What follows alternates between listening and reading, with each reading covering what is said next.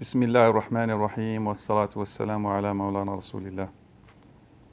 هذا منظر مهيب لقدرة الله سبحانه وتعالى.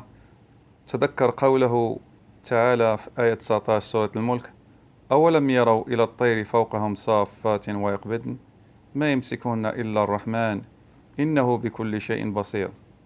هذه التشكلات مذهلة للطيور، تدعى بالزرزور. تعرف هذه الظاهرة باسم همهمة.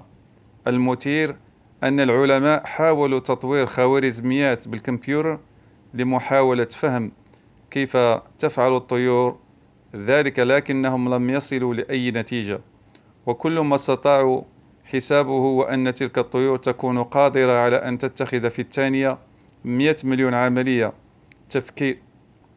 تفكير كي لا تصطدم ببعضها، ولم تحدث حادثة واحدة قط، فتبارك الله أحسن الخالقين.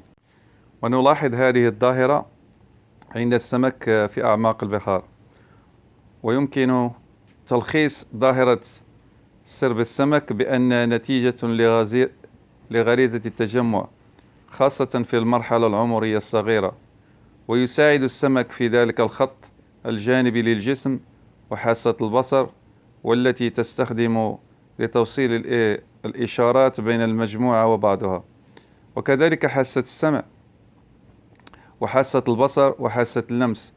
ويحكم المجموعة قواعد صارمة تلتزم بها المجموعة، والتي هي نوع واحد من السمك في سرب واحد، ويأخذ الشكل البيضاوي ومكثفة العدد في المساحة التي تشغلها لحمايتها من الأعداء، التي غالبا يخيفها تجمع عدد كبير من سرب سمكي. حتى لو كان أفراد هذا السرب صغيرة الجسم ولا يوجد حجم معين لسرب السمك، فبعضها صغير العدد كما في سمك القرش، وبعضها ضخم كما في سمك السردين.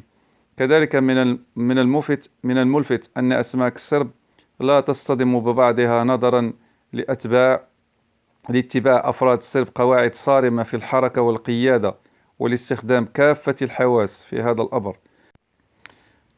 كما أن أنواع الأسماك التي تسير كسرب، وتفضل ذلك معظم الأسماك التي تعيش في المجاري المائية وحتى في المحبس كابتيفيتي كمزارع السمك والمفرخات والأحواض السمكية، فهي تفضل العوم كمجموعة